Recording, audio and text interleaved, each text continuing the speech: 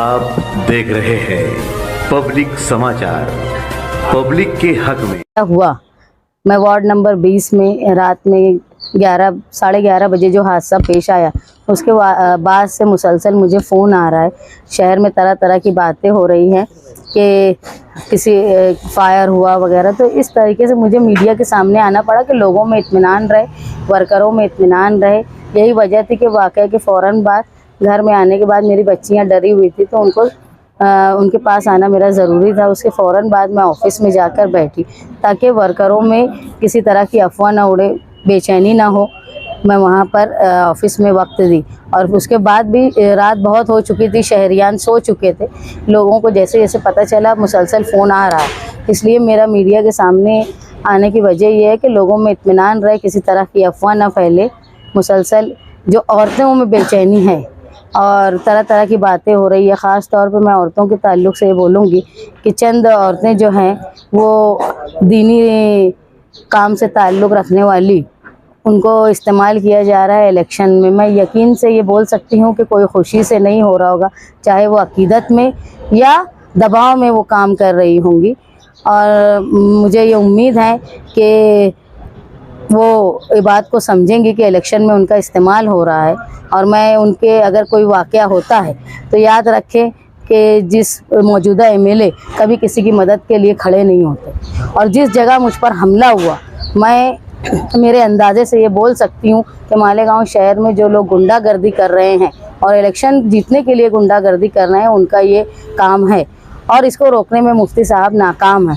तो अगर कोई मोहब्बत में, अकीदत में ये सब कोशिशें कर रहे होंगे इलेक्शन के लिए औरतें, तो मैं उनसे इस बात का वादा करती हूँ कि अगर किसी ज़र्ब की बात आई तो मैं उनकी मदद के लिए खड़ी रहूँगी। एक बात सामने आ रही है कि एक ख़वातीन इलेक्शन नहीं कर सकती, नुमाइंदगी नहीं कर सकती, रहनुमाई नहीं कर सकती, जबकि संविधान में मतलब ख़वातीन को अव्वल दर्जा दिया जाता है। हम जिस मुल्क में रहते हैं, हमको मौका था इस्लामी जमहूरिया में रहने का, लेकिन हिंदुस्तान में जो मुसलमान है वो पाकिस्तान से ज़्यादा तादाद में। इस्लामी जमहूरिया छोड़ के लोगों ने जमहूरी मुल्क को, कॉन्स्टिट्यूशन को कबूल किया। मुसलमानों ने, हम बाय चॉइस इंडियन है और हमारा जमहूरी हक़ है कि औरत ने इलेक्शन लड़ना चाहिए जिस तरह मर्दों का हक़ है। मैं इस बात की मुझे खुशी है कि इंडिया अलायंस की पार्टियों में मैं वाहिद मुस्लिम खातून हूँ पूरे महाराष्ट्र में जो इलेक्शन लड़ रही हूँ और मैं फ़ाइट में हूँ। तो मैं ये मानती हूँ कि सिर्फ मालेगांव की ख़वातीन की मैं रहनुमाई करूँगी ऐसा नहीं है।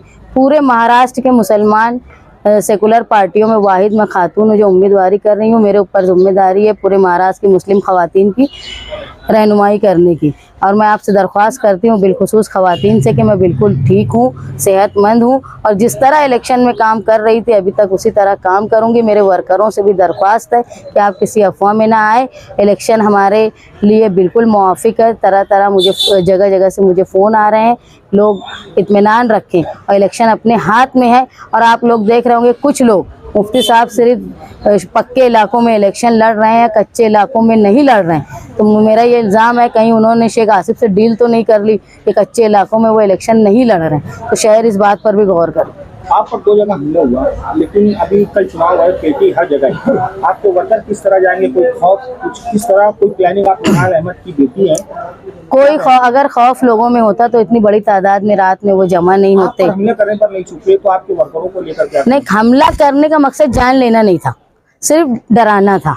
और वो डराना इसलिए था कि उनको बेचैनी है कि वार्ड नंबर 20 में जहाँ मुफ्ती साहब ने हिम्मत नहीं की जाके प्रचार करने की, वहाँ मैं औरत होकर इतनी हिम्मत कैसे कर रही, इसलिए वो रोकना चाहते थे। उनको ये लगता था कि मेरे जाने से वहाँ औरतों में और वहाँ के इलाकों में जो नाराज़गी है, मौजूदा जो मेयर थी उनके खिलाफ, उनका वार्ड था, इसलिए वो उनको ये लग रहा था कि लोगों की मैं नाराज़गी को उभारूंगी और उनके खिलाफ वोट जाएगी, इसलिए वो मुझे रोकना चाहते थे, लेकिन उसमें वो नाकाम रहे। मेरे वालिद साथी निहाल अहमद पर जब दरे गांव में हमला हुआ और वो शदीद ज़ख्मी हुए, तकरीबन 50 से ज़्यादा उनको टाँके लगे थे, पर वो इस हालत में भी पार्टी ऑफिस में बैठे थे ताकि वर्करों में बेचैनी न पैदा हो और शहर में कोई अमन को ख़तरा ना हो, इसीलिए मैं भी अपनी ऑफिस पर बैठी। उस वक्त तो बेशुमार ये पुलिस का काम है। हमने पुलिस को पहले भी आगाह किया था कि मालेगांव शहर में एक खानदान ऐसा है जो जिनकी रोजी रोटी सिर्फ सियासत से चलती है और पूरा खानदान मिलकर इलेक्शन लड़ रहा है। आज़ाद नगर में जब हमारा जलसा था उस वक्त भी एक खास नाम जब एहसान शेख का लिया गया, उसके बाद हमारे यहाँ पे लड़ाई शुरू हुई। इसलिए मैं समझ रही हूँ कि शेख आसिफ को ये अक्ल है कि वो समझ रहे हैं कि डायरेक्ट मुकाबला हमारा उनका है, इसीलिए वो हमको रोकने की कोशिश कर रहे हैं। जो लोग पॉम्पलेट बांट रहे हैं आपके मुतालिक खातून की क़यादत को लेकर, क्या उनको आपसे खतरा है? आप समझिए, ये आप ये समझ लीजिए, जो लोग बोलते थे कि हम लोग मुकाबले में नहीं है, उनको मेरे ज़ाती तौर पे एक औरत होने की वजह से उनको तकलीफ़ हो रही है। और वही औरत 2019 में मुफ्ती साहब का जब मैं इलेक्शन लड़ रही थी तो मुसलसल वो मुफ्ती साहब मुझे फ़ोन करते थे कि शान हिंद इस इलाके में चले जाओ, वोट मांगने के लिए उस इलाके में चले जाओ। लेकिन आज जब मैं उनके मुखालिफ में खड़ी हुई हूँ तो उनको खौफ लग रहा है। और जहाँ मैं महसूस कर रही हूँ कि राफ़िया आपा की अपील आई है वोट देने के लिए मुफ्ती साहब के लिए, मैं ये मानती हूँ कि राफ़िया आपा इंतहाई नेक सौलेह खातून है। मैं कुछ वक्त उनके साथ बिताई हूँ। वो अगर ऐसा कर रही हैं तो यकीनन वो घरेलू दबाव में ऐसा कर रही हैं। आपके स्टेट के जरिए से बोला जाता है कि दबदबा है, दबदबा रहेगा, तो ये क्या है? दबदबा ही था कि मैं औरत होके उस इलाके में गई और दबदबे का ही डर था कि उन्होंने हमला किया। और मैं मानती हूँ इतनी हिम्मत किसी में नहीं है कि वो जान ले ले, सिर्फ वो वक्ती तौर पे परेशान करने के लिए किया गया था।